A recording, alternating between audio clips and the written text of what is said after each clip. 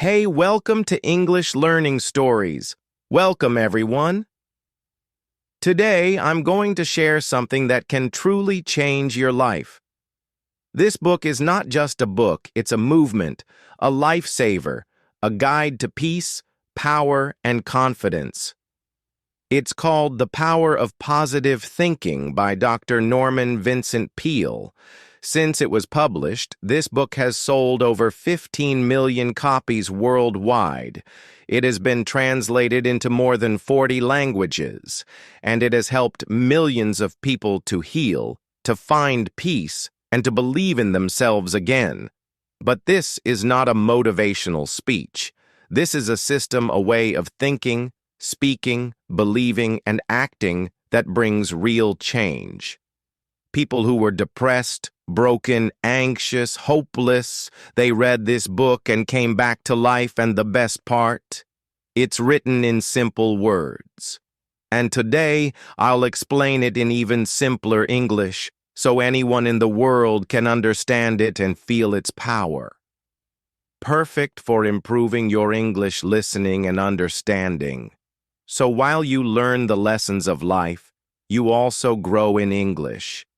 So stay with me till the end, because this one book might give you the faith, power, and confidence you've been searching for your entire life. Let's begin. This book has a total of 20 chapters, and in this video I've explained all of them in detail one by one with simple English and powerful real-life examples. Chapter 1. Believe in yourself. If you don't believe in yourself, the world won't either. Most people fail before they even try, because deep inside they think, I'm not good enough, I'm not smart enough, I'm not lucky like others. These thoughts are silent killers. This chapter says, you must build confidence from the inside. Imagine a boy named Sam.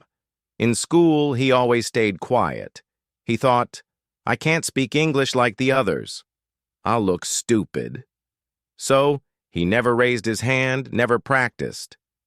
One day, a teacher told him, you are not less than anyone. You just think you are. Those words changed Sam. He started talking to himself positively every morning. I can learn. I am not afraid. I will improve. 6 months later, Sam was standing on stage, giving a speech in English. His hands were shaking, but his heart was strong. Why? Because he believed in himself. This chapter teaches, remove the negative voice inside you. Replace it with positive self-talk. Speak to yourself like you would speak to someone you love. Action tip. Each morning, look in the mirror and say, I believe in myself. I'm capable. I can do difficult things. Do it for 30 days, and you will feel unstoppable. Chapter 2. A peaceful mind means a powerful life. You can't think clearly if your mind is full of noise. This chapter teaches you to make your mind peaceful, because peace gives you power. Think about your phone. When it has too many apps open, it slows down. Your brain is the same.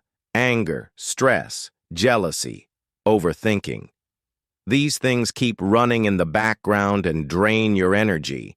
To live a powerful life, you must calm the inner storm. Example. There was a woman named Maria. She worked hard but was always tired, angry, and sad. Her boss shouted. Her kids complained. Her husband didn't listen. One day, she sat under a tree, closed her eyes, and breathed deeply. No phone, no noise, no expectations, just silence. She did this for 10 minutes every day. Slowly, something changed. She smiled more. She spoke calmly. People started respecting her. She didn't get lucky. She just made her mind peaceful, and that changed her life. This chapter teaches disconnect from chaos. Go for a walk. Sit quietly. Talk to yourself like a friend. Read something peaceful before bed, not news, not gossip, not drama. Peace equals power. When your mind is peaceful, your life becomes powerful. Chapter 3. Stop being afraid of the future. Fear kills dreams. Most people don't fail because of problems. They fail because they fear the possibility of problems. They ask, what if I lose money? What if people laugh at me? What if I fail? But what if you succeed? This chapter teaches, don't let fear control your life. For example, there was a young man who dreamed of starting his own cafe, but he was afraid. He had never run a business. He had no experience. One day he asked his old grandfather, "What if I fail?" The old man smiled and said, "Then you'll learn, and if you don't try, you'll only regret." That day he took a loan and opened his cafe. It failed in 6 months, but he didn't give up. He studied, he learned, he opened again. Today he owns 5 cafes because he stopped asking, "What if I fail?" and started asking, "What if I fly?" This chapter teaches, fear is not real. It lives only in your imagination. Face it, talk to it, walk through it. Courage is not the absence of fear. It's action despite fear. One sentence to remember: don't fear the future. Shape it with action. Chapter 4. Create your own happiness. Happiness is not something you wait for. It's something you create. Many people think, I'll be happy when I get the job. I'll be happy when I get married. I'll be happy when I become rich, but if your happiness depends on something outside, you'll always be chasing it. This chapter says, start with happiness inside. A rich businessman once said, I have everything, but I feel empty. He had money, fame, a big house, but no peace. Then he started doing small things. He spent time with poor kids on Sundays. He called his mom every night. He planted trees. He said thank you more often. Slowly, he started smiling again. He realized happiness is not in things. It's in moments. It's in giving. It's in connection. It's in gratitude. This chapter teaches, smile first, not because life is perfect, but because you're alive. Stop comparing. Start appreciating. Find joy in small things. Tea with your mother, a hug from your child, a quiet moment alone. One powerful line. If you want to be happy, don't wait. Create. Chapter 5. Expect the best and you'll get it. Your mind is like a magnet.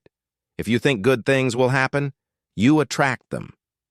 If you expect failure, it often becomes true. This chapter says, always expect the best even when life looks dark. But why does this work? Because when you expect something good, your brain becomes creative, your body feels energetic, and your eyes start seeing opportunities. But if you expect the worst, your brain shuts down, your body gets tired, and your heart becomes afraid. Real-life example. There was a man named David. He was a salesman. Every morning he told himself, no one will buy today. People don't care. And guess what? He sold almost nothing. One day, he tried something different. Before leaving the house, he stood in front of the mirror and said, today will be a great day. I will meet kind people. I will sell. In the beginning, nothing big changed. But slowly, his smile became real. His energy was stronger. He looked confident. And people started listening, buying, trusting. After 3 months, David became the top salesperson not because the world changed, but because he did. This chapter teaches, what you expect becomes your reality. You have to choose expect miracles or expect misery. Every day, expect success, not fear. One action tip. Before every important moment, a meeting, interview, speech, close your eyes and say, I expect the best. I am ready. Do this for 1 week. Your mindset will change forever. Chapter 6. Stop feeding your mind with fear. Fear is not just an emotion, it's a poison. It destroys your peace, weakens your body, and steals your power. This chapter is about one big lesson. Starve your fears and feed your faith. Think about it. What are you feeding your mind daily? If you're always watching negative news, listening to complaints, comparing yourself on social media, you're feeding fear. But if you read good books, talk to positive people, meditate, pray, reflect, you feed peace and power. Example from real life. A woman named Julia had panic attacks. She feared losing her job, her health, and her relationships. Her day started with negative news and ended with gossip videos. Her mind became a storm. One day, her therapist gave her a task. For the next 10 days, no bad content, no gossip, only positive thoughts, good music, walking in nature, and a gratitude journal. She laughed. "This won't help," she said, but she did it anyway. By day 7, she felt better. By day 30, no panic attacks. She felt like a different person. Why? Because she stopped feeding her fears. This chapter teaches fear grows when you water it, so stop watering it. Instead of saying, "What if I fail?" say, "What if I grow?" Don't let fear write your story. Powerful quote rephrased for simplicity: feed your mind with courage, and fear will die of hunger. Chapter 7. Break the habit of worrying. Worry is like a rocking chair. It gives you something to do but takes you nowhere. This chapter teaches a life-changing lesson. Worrying is a habit, and like any habit, it can be broken. Most people think worry is just part of life, but this book says, you are not born with worry. You learn it, and you can unlearn it. Real example. There was a man named Nick. Every day he worried, what if I lose my job? What if my wife leaves me? What if I get sick? One day he heard a speaker say something strange. Write down all your worries on paper, then burn the paper. He thought it was silly, but he did it. He wrote, I'm afraid of being poor. I'm afraid of dying alone. He burned the paper. He felt lighter. He kept doing it every week. And slowly, his worries lost power. Why? Because he started releasing them, not holding them inside. Another tip from the chapter. Divide your worries into 3 parts. 1. Worries you can solve, now solve them. 2. Worries you can't solve now, schedule time to think about them. 3. Worries that are silly and useless, throw them out. This chapter teaches. Worry steals your sleep, your focus, and your joy. Face your worry. Don't hide from it. Replace worry with problem solving. One powerful reminder. Worry doesn't take away tomorrow's pain. It only takes away today's peace. Chapter 8. Trust the power that's greater than you. This chapter is deeply spiritual but very simple. It says there is a power in this universe, something bigger than you. And when you trust it, you feel safe, strong, and protected. Some call it God, some call it the universe, some call it faith. Whatever name you give it, the truth is this. You are not alone. Example. There was a man whose business failed. He lost everything. He tried everything, loans, investors, begging. Nothing worked. One day, in complete silence, he said, I've done all I can. Now I let go. I trust, and strangely, the next week a friend called with an opportunity. Not magic, not luck, just faith and peace after total surrender. Think of a child walking on the street with their father. The child doesn't fear cars, thieves, or falling. Why? Because they are holding their father's hand. That's what trust feels like. This chapter teaches. When you try to control everything, you get tired, afraid, weak. But when you trust something higher, your heart feels light. You don't have to carry all the weight alone. One powerful practice. Each night before sleep, whisper, I am not alone. I trust the path. I release my fear. You will sleep better and live stronger. Chapter 9. How to have constant energy. Many people feel tired all the time, not because their body is weak, but because their mind is exhausted. This chapter teaches a secret. Energy doesn't only come from food or sleep. It comes from your thoughts. Your thoughts can make you feel strong or destroy you from the inside. Let's imagine two people. Person A wakes up and says, "Oh no, another hard day. I'm tired already." Person B wakes up and says, "Today is a gift. I will give it my best." Both have the same job, same body. But by 10 a.m., one feels tired and the other feels alive. Why? Because of their mindset. Example. There was a nurse who worked 12-hour shifts in a hospital. Her name was Emily. She cared for patients, helped doctors, stayed on her feet all day. Yet people asked her, "How do you always look so full of energy?" Her answer was simple. "I don't focus on how tired I am. I focus on why I do this." Her energy didn't come from coffee, it came from her purpose, from helping others. Even when she had pain in her legs, she smiled because her mind was stronger than her body. This chapter teaches, negative thoughts drain your energy. Positive thinking creates energy. It gives strength to your body and joy to your heart. Start your day with words like, "I am strong. I am ready. I have a reason to live today." Quick practice for energy. Every time you feel low, say this out loud. "I have all the energy I need. I am bigger than this moment." Say it with force. Stand up. Breathe deeply. You will feel a shift inside you. Chapter 10. Try prayer power. This chapter is not about religion. It's about spiritual energy. It says, you are not alone. When your strength ends, there's a power you can connect to. That power comes through something very simple.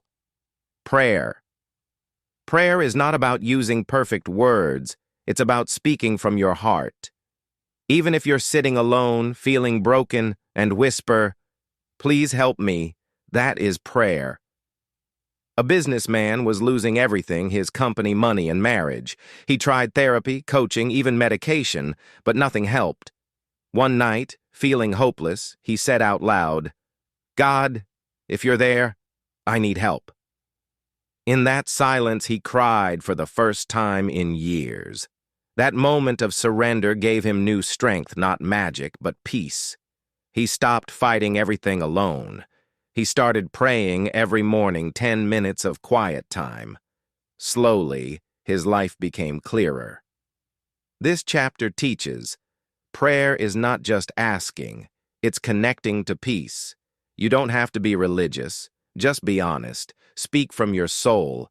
Make it a habit. Talk to that higher power daily. You'll never feel alone again.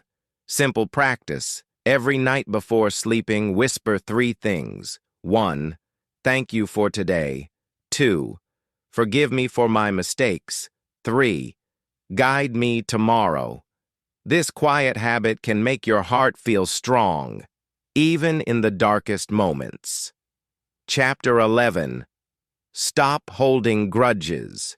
This chapter is life-changing. It says, when you hold anger, it's like drinking poison and expecting the other person to die. Forgiveness is not about making the other person feel better. It's about freeing yourself. Many people carry pain from the past, a friend who betrayed them, a partner who cheated, a family member who hurt them, and they say, "I'll never forgive." But this only keeps the wound open. Forgiveness closes the wound. Not for them, for you. There was a man who didn't speak to his brother for 12 years. Why? Because his brother insulted him in front of others. Years passed.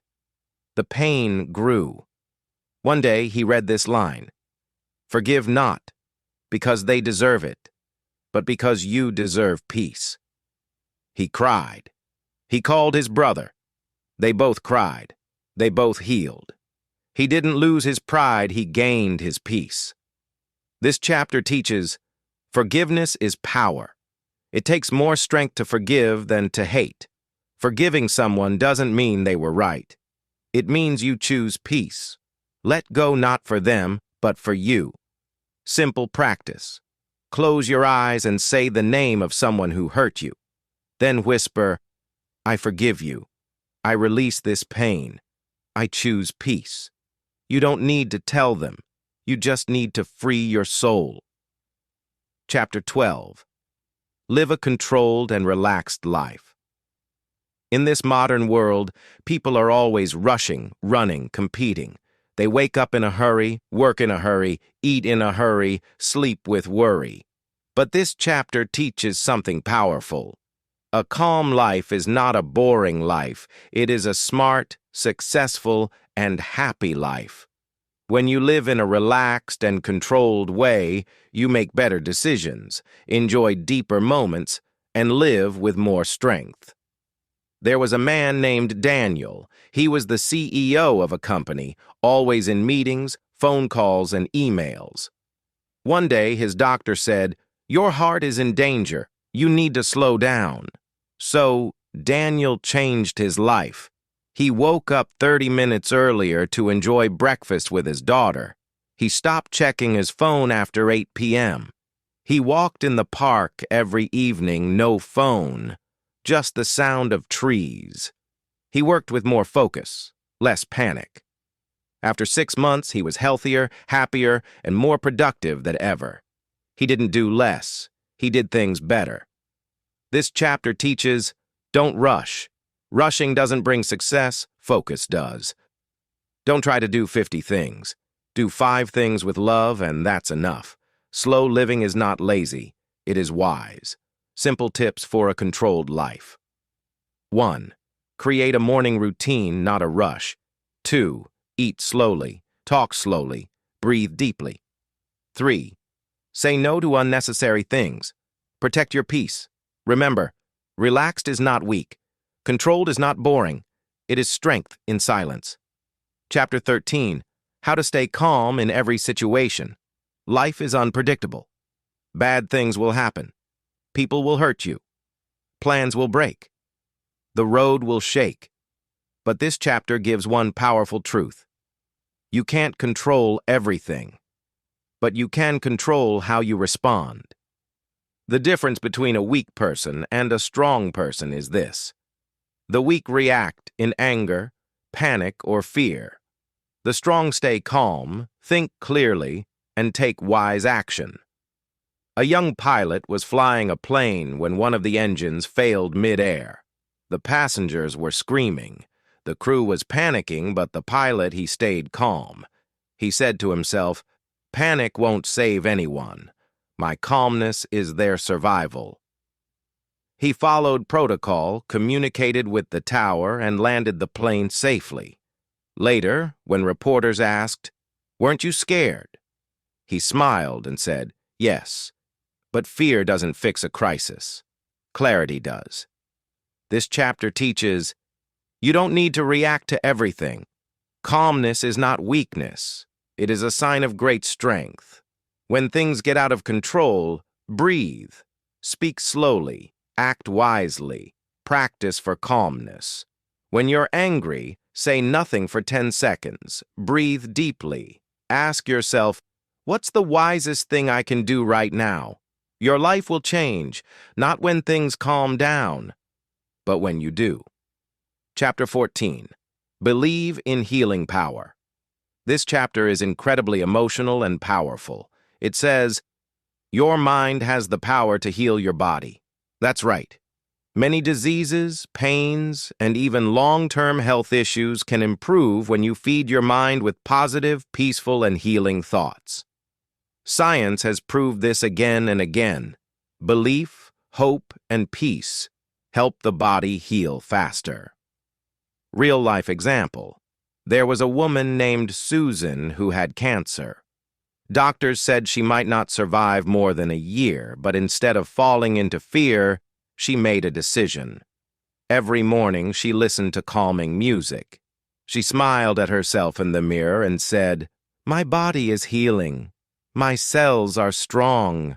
I will live. She helped others in the hospital reading books to children, feeding elderly patients. Her mind was filled with kindness and strength, not sickness. 1 year later, the doctors were shocked. Her reports were better than expected. Her cancer didn't just stop, it began to reverse. Was it only medicine? It was the power of hope, faith, and inner strength. Another example. A boy broke his spine in a car accident. Doctors said he would never walk again, but he refused to believe it. He imagined himself walking, running, dancing. For 2 years, he trained his body, but more importantly, he trained his mind. Today, he walks with pride and runs marathons. This chapter teaches, your thoughts affect your health. Positive thinking doesn't mean ignoring pain. It means believing in recovery. Faith and healing go hand in hand. Simple practice. Every morning and night, close your eyes and say, my body is healing. I am getting stronger. I am filled with life. Say it with love. Your cells are listening. Chapter 15. Build strong personal relationships. No one succeeds alone. We are human, and humans need connection, love, support, and understanding. This chapter explains one truth. If your relationships are strong, your life becomes stronger, but today, most relationships are weak because of ego, anger, miscommunication, or lack of time. This chapter teaches you how to fix that. A couple was married for 15 years, but they had stopped talking, laughing, and spending time together. One day, the husband decided to make one small change. Every morning before leaving for work, he kissed his wife's hand and said, "Thank you for being with me." In the beginning, she didn't respond, but he didn't stop. After 3 weeks, she smiled. After 2 months, they started talking again. After 6 months, they renewed their vows. Their marriage wasn't saved by money or therapy, but by kindness and patience. There was a man who never spoke kindly to his children. He was always busy, always stressed. One day, his young son looked at him and asked, "Dad, why don't you smile when you see me?" That one question broke his heart. He sat down, hugged his son, and cried. From that day, he started spending 15 minutes daily playing and talking with his kids. Their bond became unbreakable. This chapter teaches, say thank you and I love you often. Forgive quickly. Speak gently. Listen with love. Don't wait to fix things. Start now. Simple practice for better relationships. 1. Message or call one person daily just to appreciate them. 2. Hug more, judge less. 3. Make time, not excuses. Remember, your success is empty if you have no one to share it with. Chapter 16. Make the power of faith work for you. This chapter is the heart of the book. It says, faith is not just belief, it is action, it is trust, it is strength from something beyond you. Faith is what keeps you going when the road is dark. Faith is what helps you walk even when you can't see the finish line. When you believe that your life has purpose, that good things will come, and that you are never truly alone, that's when miracles begin to happen. Imagine a man who lost his job. For 6 months, no company called him back. His savings were gone. His wife was pregnant. He was ready to give up, but every morning he wore his old suit, took his folder, and said, "I don't know who will hire me, but I believe someone will." One day, while waiting at a bus stop, he helped an old man carry his groceries. That man turned out to be the CEO of a company. They talked. The CEO liked his honesty. He gave him a job, a better one than he had before. Faith brought that moment, not luck. A girl wanted to study in a foreign university but had no money. Everyone said it was impossible, but she had faith. She applied for 30 scholarships, wrote emails every day, prayed, believed. On the 31st application, she got a full scholarship. She's now a professor teaching others to believe in dreams. This chapter teaches faith is not hope. It's stronger. It's a decision. Faith means acting even when you can't see the result yet. Faith gives power to your actions, peace to your heart, and light to your path. Daily faith practice. 1. Every morning, say this: I don't know how, but I believe it will happen. 2. Act with courage. Even small steps taken with faith move mountains. 3. End each day with this line: I did my best and the rest is in bigger hands. Chapter 17. Stop trying to please everyone. This chapter begins with one deep truth. You cannot live a happy life if you spend it trying to make everyone else happy.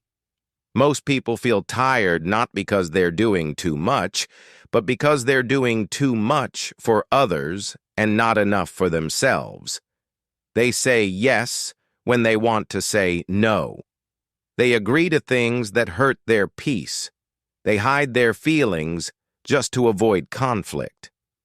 This chapter teaches, if you want to live fully, you have to stop pleasing people and start respecting your own truth.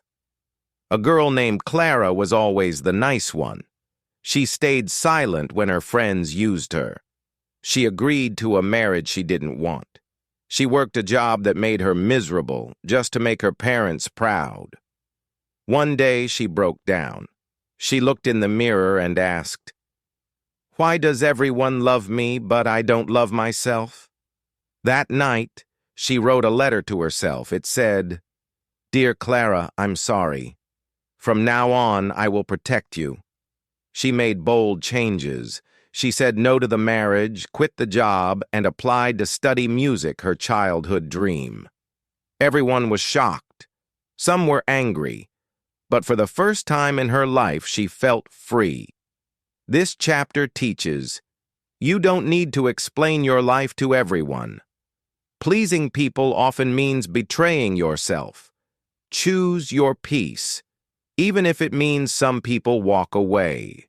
Practice for self-respect. Every time you feel pressure to please others, ask yourself, if I say yes to them, am I saying no to myself? And if the answer is yes, choose yourself. Chapter 18. Fill your life with love. This chapter is soft but powerful. It says, success without love is empty. A rich life is not filled with money, it's filled with love. Love is not just romance. It's how you treat people. It's how you speak to strangers.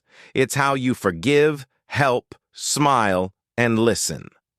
Love is a decision to be kind even when the world isn't. There was a boy who had Down syndrome. Every day, his classmates ignored him. One girl, just one, sat with him during lunch. She shared her food, smiled, and asked about his day. She didn't think it was a big deal, but 10 years later, he sent her a message that said, "Your love saved me. I wanted to die, but you made me feel seen." Small love, big impact. This chapter teaches, you never lose by loving. Even when the world is cold, your warmth matters. Don't just chase goals. Build love around you. Practice love daily. 1. Say, I love you more to your parents, siblings, partner, and friends. 2. Help someone without expecting anything. 3. Say something kind to a stranger every day. Remember, at the end of life, people don't remember your money. They remember your love. Chapter 19. Don't give up. You're closer than you think. This chapter is emotional. It speaks to the person who is about to quit, to the one who is tired, who thinks, maybe this dream isn't for me, but the truth is, you are closer than you think. Many people quit one step before success. Why? because they let exhaustion speak louder than purpose. A gold miner dug for 5 years. Every day he worked for hours. One day he found nothing. He said, "It's useless," and sold his land. The next person dug 3 feet deeper and struck gold. There was a woman who wanted to become a writer. She sent her first book to 22 publishers. All rejected her. She cried, almost gave up, but her best friend told her, "Don't let rejection kill your gift. Just one yes will change everything." She sent it to one more publisher, the 23rd. They said yes. That book became a global bestseller. That woman, J.K. Rowling. This chapter teaches you don't need 100 people to believe in you, just one, and that one should be you. If it's hard, it means it's worth it. Struggles are signs of progress, not failure. Practice to keep going. 1. When you want to quit, ask, "Why did I start?" 2. Think of your future self, the one who will thank you for not giving up. 3. Say this every day. "I've come too far to stop now. I'm not finished." You were not born to give up. You were born to rise again and again. Chapter 20. Live your life with power and purpose. This is the final chapter, and it's a message to your soul. It says, you are not an accident. You were made for something bigger. Most people just exist. They wake up, work, eat, sleep, and call it life. But deep inside, they feel empty because they are not living with purpose. This chapter teaches you how to live with fire in your heart. There was a man who worked at a call center. Every day he repeated the same script. But one day he asked himself, "Is this why I was born?" He began volunteering on weekends, helping poor students learn English. Something lit up inside him. He quit his job, opened a small school. It grew because his purpose gave him power. Today, 2,000 students are learning in his school because one man asked a bold question. A woman worked in a hospital, cleaning floors. People ignored her, but she smiled at every patient. She sang while she cleaned. She prayed silently for the sick. When she retired, the hospital staff made a video for her. They said, "You weren't just cleaning, you were healing." Even the smallest job becomes powerful when done with love and purpose. This chapter teaches, your life has meaning even if you don't see it yet. Find what makes you feel alive and do it more. The world needs your gift. Don't hide it. How to live with power and purpose. 1. Ask yourself daily, what can I do today that will matter tomorrow? 2. Do something that makes you feel proud even if no one is watching. 3. Don't chase a perfect life. Chase a meaningful one. You have power. You have purpose. You are not small. You are not late. You are just beginning. So now you've heard the truth. This is not just a book. It's a mirror that shows you what you've been thinking, and more importantly, what you could become. You don't need to be a genius. You don't need to be lucky. You just need to believe, really believe, that your thoughts can shape your life because they can, because they already are.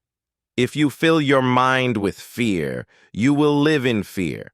But if you fill it with faith, courage, peace, and kindness, then no matter what happens outside, you will be strong inside. Dr. Peel didn't give us magic. He gave us a mindset, and that mindset is this. You are not your past. You are not your mistakes. You are not your doubts. You are powerful. You are capable. You are loved, and you are still becoming everything you were born to be. So from today, speak kindly to yourself. Think boldly. Dream again. Love deeply, and believe with all your heart that something beautiful is on its way, because it is. And if this book changed your thoughts, then it has already started changing your life. Subscribe for more life-changing book summaries, more motivation, and more English learning. And remember, the power of positive thinking is already inside you. See you in the next video.